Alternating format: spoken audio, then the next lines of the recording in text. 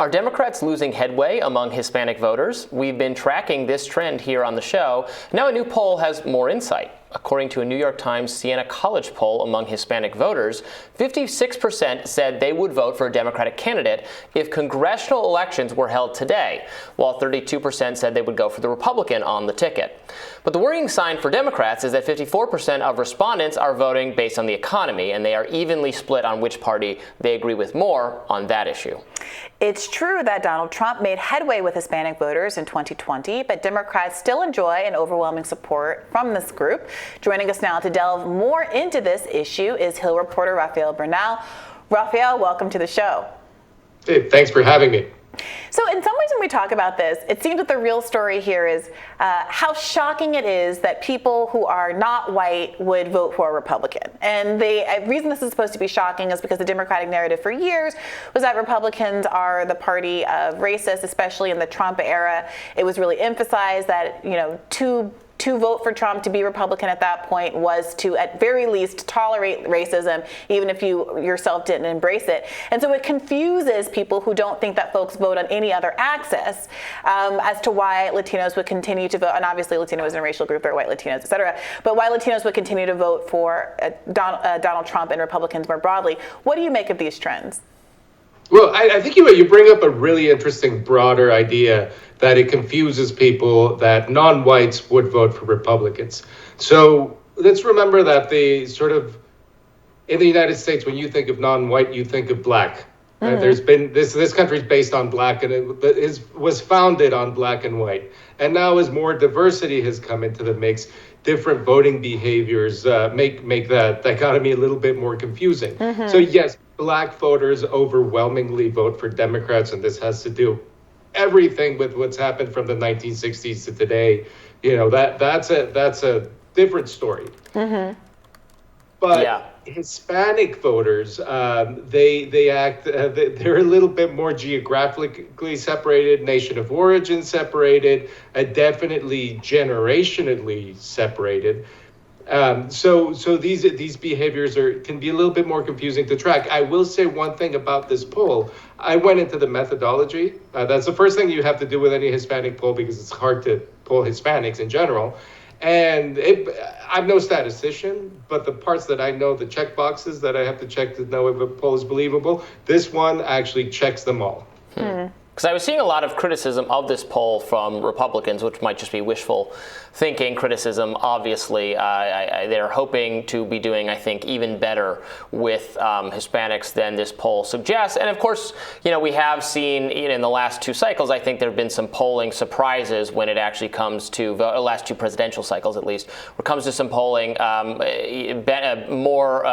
Republicans outperforming some polls in some various places, I think, including with Hispanic groups. But there were some more interesting takeaways we wanted to look at. Democrats are finding favor with older Latinos, according to the poll, while those in the younger generation are actually more open to voting red, which is fascinating. Republicans are also making gains among Hispanic voters in the South and with Latino men, while the latter group is more likely to vote blue. They also say they'd vote for Donald Trump if he were on the ticket in 2024 by a 5-point margin. So what do you make of that? Specifically, the old-young split is interesting because, one of the most basic sort of polling realities, right, is that in many cases, at least younger voters are tend toward progressivism in some way. What is there anything that could explain why you're seeing more support for Republicans among younger Latinos versus older Latinos?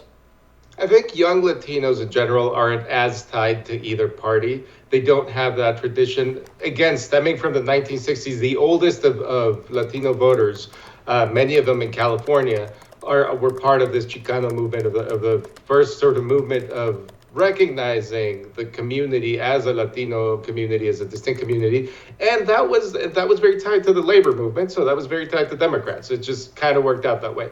Then you have that middle generation that's a little bit, some of them were yuppies in the 80s, some of them were still farm workers in the 80s. And then the younger generation is really a generation that parties have to work and invest to reach out to. There's this often repeated statistic, but by being often repeated doesn't mean it's any less true. 1 million Latinos turn 18 every year. That means they become potential voters. So they're a bit more of an open book because Democrats have not done a great job. In some places, they've done a pretty good job, but they've not done a great job of reaching out to these voters. And the one thing that this poll really shows me that is something we knew, but this confirms, is that Latinos are very heavily issue voters. This is why, for instance, the environment tends to be a more important issue among Latinos. It's just because they tend to live in many parts of the country, not everywhere, but in many parts of the country, they tend to live in places that are more polluted or more affected by climate change. Think California with the fires, or Florida with the potential for sea level rise. The economy is important. These are communities that have not built as much wealth. Economic ups and downs hit them harder.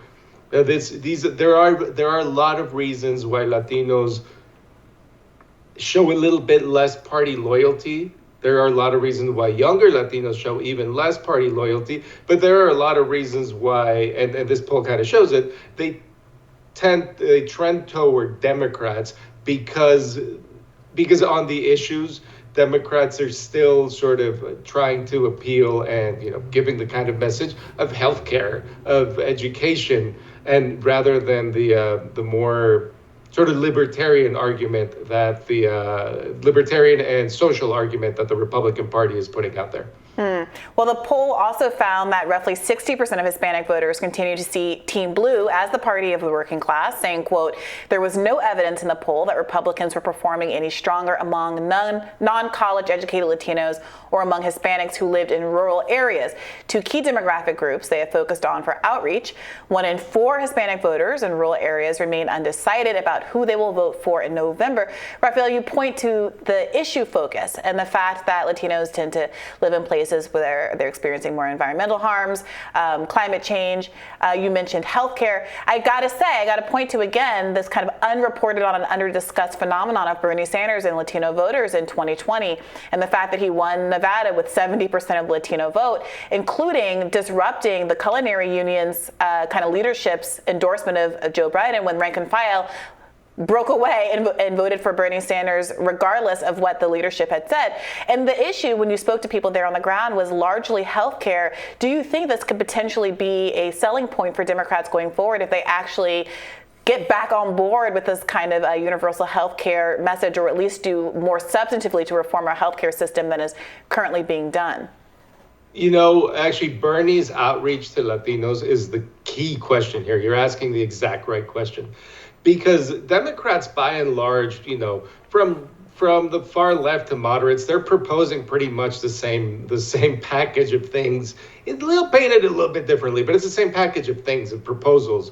But what Bernie did is he turbocharged what Latino consultants, in particular Chuck Rocha, who's been on the show a bunch of times, he told them, this is what Latinos want out of a Democratic campaign. You have all the policy stuff. You have the proposals that we know work with this crowd. You have the connections to the unions that we know are important to a lot of Latinos, especially in Nevada and other places as well. But Nevada is a big union place. But you just don't reach out enough. You just don't invest enough in campaigns. And what Bernie proved is if you reach out enough, you invest in campaigns, you do it with cultural competency, and you really, you put some funding behind it. It's not just we want to reach out, but we're going to assign 5% of the budget to 20% of the voting population. No, it's 20% of the budget to 20% of the voting population, and they got results. That's what they proved. It was that if you have the issues, which in many ways, at least to 56% according to this poll, 56% of Latinos that Democrats do, if you actually communicate that, you might get people out voting, and you might win more elections. Well, Rafael, thank you so much for shedding light on this very interesting phenomenon that we will be continuing to discuss on the show for certain. Thanks so much, and see you next time. Hey, thank you for having me. And we'll have more Rising right after this.